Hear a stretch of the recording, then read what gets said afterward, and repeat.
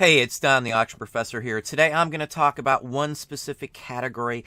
I just sold a paper doll lot for $200. It's not the first one, it's not the highest I've sold, but they go very well. I'm going to start off and show you the one that I sold, and we're going to lead you off a little bit into other ones of these that you can find quite often and why you can find them, why they're missed, and what to look for. Let's talk about them right now. So here we are. This is mine. This is a set that I got. And let's zoom in here so you can see it a little better here. I know the image is a little light. Unfortunately, whoever listed it didn't darken it enough, but it's fine. Still looks very nice. This is a set issued by a newspaper, and I'm going to show you another one here that somebody else sold too. I talk about newspapers all the time, and many times I buy big bulk lots of newspaper. These show up in book form, uncut as well. This one's a used set. Why this one went for $200, just the two head sections with the torso and arms and the clothing, is because of the baseball player on it.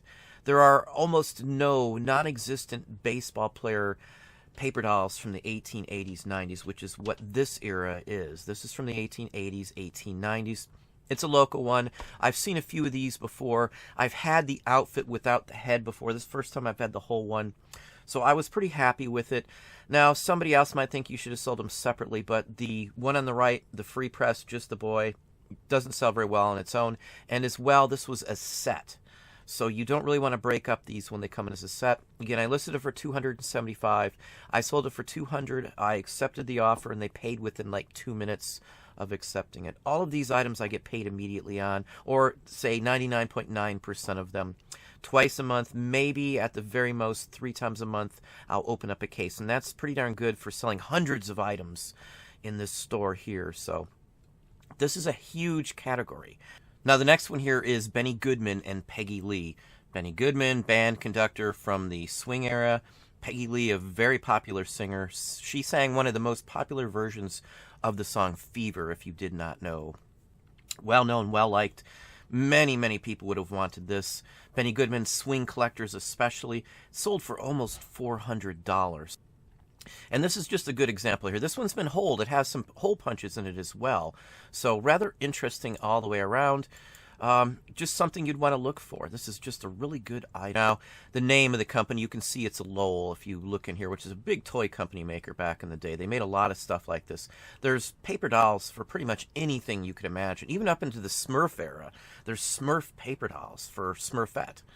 So anyway, really nice item here in my book. Now here's a 1937 paper doll book. So real good example, family, car, the whole works. Everything you would expect to find. Really interesting from that time frame. Animals, vendors for the streets, the whole works. It's really interesting lot here. $394, 21 bids. I always do good, even if I buy just a bag of just doll figures and clothing. Even if they don't go together, I can sell those in lots for 50 or 60 bucks very often. As you see, I just sold 4 pieces from a paper doll set, and that set for the baseball player from the Detroit Free Press is only part of the set. So anyway, it's a nice example as well as this. So now here's a Hallmark set. I've shown a few Hallmark paper dolls that I have found. I've never seen this many in my life. It's a real nice assortment. Most all of these will sell on their own for 20 or 30 bucks. Selling them a lot, they don't go for as much. Most items, if you want to get money back out of them, you sell them individually. This one has the box, the treasure chest that came with it. I've not seen that personally myself. I know it exists. I've seen a picture of it. I've just never run into one. It's usually just a couple of these cards in an assortment. In fact, one of the ones that I just got is in this slot here, and I think I showed it in a paper haul as well. Basically $250 on this one. Now this one here is from 1875. This is a promotional. This is from Uncle Tom's Cabin. It's a real good example of that era, and this is more resemblance of the ones that I showed you that I just sold. $171, mine $200 again. The difference in that is that one's a baseball player, not complete. This one is complete from the way it looks to me. I've seen the set before. It's not as scarce as you would think. They've had it up for a while at $245. $171 for this set is pretty darn good, considering how rare it is to find both characters together like this. Now, if I'm not mistaken, there's even another set of characters as well, so you could interact as different people from the famous book. We read it in school, so Anyway, 171 bucks. Marilyn Monroe, 169. There are some reproductions of some of these. This, I would say, is the real deal, personally. I've seen enough of these in my time frame, in 20-plus years, to say that. And especially the Salfield ones. They're almost any Salfield one, you can tell by the cover on them. It's different than most. It's not like glossy. It's the printing technique, I guess. It's just maybe of the era, but I've seen enough Salfields. And just type in Salfield on eBay and a comp listing, and you're going to see hundreds and hundreds and hundreds of them. It was the most prolific paper doll company pretty much out there. Whitman does a ton of them as well, too. Now, here's some modern ones. These are done by somebody modern, new, interesting. It's hand signed. It's an artist, so it's a little different. There's clubs that are out there that you can send away or join, and then every month or so, or whatever the time frame is, they send you new specially designed paper dolls. There's paper doll price guides. Most any doll that was a physical doll also had paper dolls. There's Barbie paper dolls and Tammy paper dolls and the whole works. So 165, 19 bids. 19 bids is the key. A lot of people were interested in this, or at least a lot of interest in these specifically. Next one here is Our Happy Family.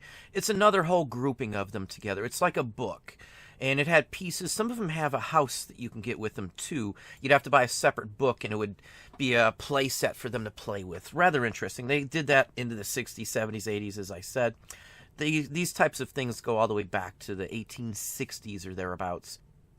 We've had a few handmade ones, or ones that people have cut out from like the 1860s. They show up. If you go to a military show, chances are you'll see them occasionally, especially if it's a Civil War one on some of them. Sometimes they're soldiers that they've cut out as well. So really nice one. $151 with 9 bids. Here's a whole set of them, an assortment. It'd be iffy on this one here if it would be worth selling them separately. Most of the time it is. I'm not going to go into details on the condition of them. It's hard to say. These are all World War II, so they had potential to go for decent money. Some of the issues with the books I see here. Yeah, I think I probably would have sold these separately for, say, $57.50 each. That would be my personal opinion. I think you could have got more on these. Don't look at the comps always and assume that just because someone else sold it for that price that you couldn't get more than that. Many, many, many times they had no clue. They put it up for a price and then boom, it went. One thing they did do that I wouldn't ever recommend is just putting the word new for condition on that, because this isn't new. It's NOS, which I would never list as new. I would always list these as used. They didn't come straight from a store, so technically they would always be used. Always, always, always. So just FYI, no big deal. Whoever bought them knows what they are, and I know what they are.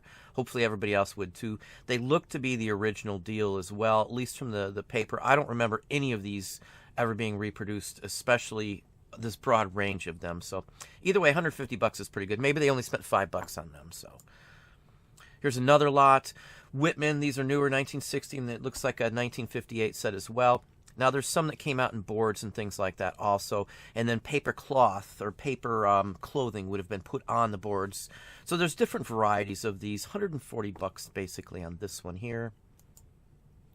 Here's Joan's Wedding. This is a known one, and there's, I think, 2 or 3 editions. I think they reissued it in like 57 maybe, and then maybe again in 64. I may be off on those dates, but I know there's a newer version or 2 of this one, and I just had one of these exact ones. So if you watch back a video haul from maybe a month or 2 ago, you'll see this one here. Now, I've already sold it. Mine's gone too. I didn't get this much. Mine wasn't in as good as condition as this one. And this one does have some issues as well. So, and they did still get $135.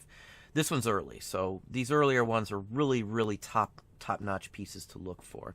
If you want to maximize your time and energy, the vintage ones are usually better. Now, this is a newer one, like a reproduction for a specific group. I don't know the whole aspect on this. I can just tell you for sure, the ones that weren't mass-produced like this, the new ones, even the ones you run into at, wholesale lots and things like this, do still hold a value. We do sell some of these on Amazon. You can definitely sell these on Etsy as well. So just keep that in mind. Everything isn't eBay all the time. Sometimes you can get more on Amazon for a lot of these sorts of items. especially if they're new. Now, if you're gated in collectibles, you may have an issue, but, you know, the newer ones and stuff you can sell just fine on Amazon. I don't know of any that I've run into to sell on Amazon that I was gated on. And most of the time I can just list them in like collectibles entertainment or collectibles movie related items and stuff if it's TV or movie related.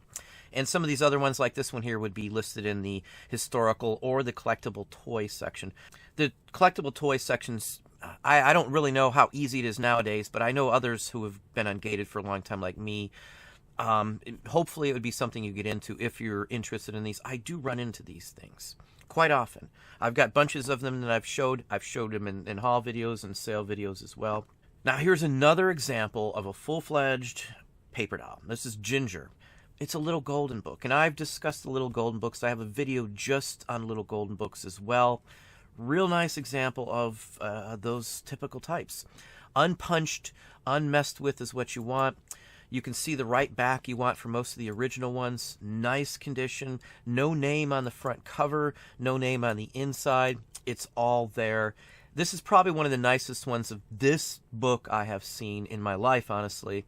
I'm never lucky enough to find these that haven't been messed with.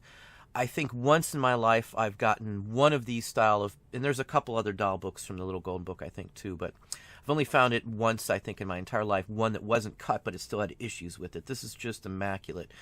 90% of these Little Golden Books you find, whatever they are, you're going to find that somebody's probably written a name on them or something. Literally like 1 in 10 is clean, and that's usually my odds. Even just the better editions. I don't look at the junkier ones, so I don't know about those. But if they're in sellable condition, most of them, 90%, are usually signed with the kid's name or something. This book belongs to, or maybe it has a book plate. Really hard to get off the gummed book plates on these without ruining the book. So anyway, $130 on this one. Piper Laurie. So this is another one of those star ones. Any one of these, and even if you've never heard of them, if it's from the 50s, it's a Whitman, a Merrill, Southfield, any of that brand you want to get. Merrill Publishing did a lot of tie-ins to like TV shows and stuff like that too, so any of these actress ones sell very well. This is a real good example of something that I would possibly list on Amazon in the entertainment collectibles, so just an FYI. $125 on this one as well. Esther Williams, swimmer, the whole works. Usually if it's Merrill Publishing, I'll spend like up to $5 or $10 on a undamaged, uncut book no matter what. This is just one of those that you just got to hop on when you see these. Estate sales, bookshelves are really good for this type of thing. The kids' room where they have the kids' stuff, it's in pretty good condition. Now these are ones you could color yourself in this example. This person went the extra step and included way more photos than most people. This is about what I would do on one of these books. You've got to spend a little more time when it's something valuable to take more photos. On something like this, I may have done the same thing and filled it up with 12 images, even with the time consideration, because these books almost always go for, say, $75 to $125 or higher, even much higher than that. So anyway, I've seen John Wayne one go for like $350 recently, too.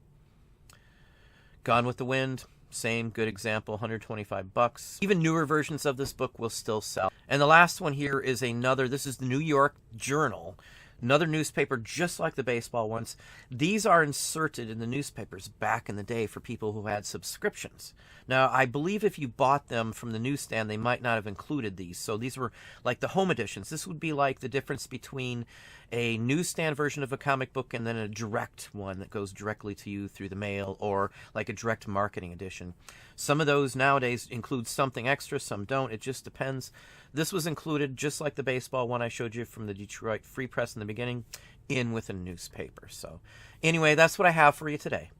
Well, there you are. Hopefully that gave you some ideas and some thoughts. If you enjoyed the video, please hit that like button down below. You can also hit the bell icon to be notified if I post new content or go live. Subscribe and tell a friend.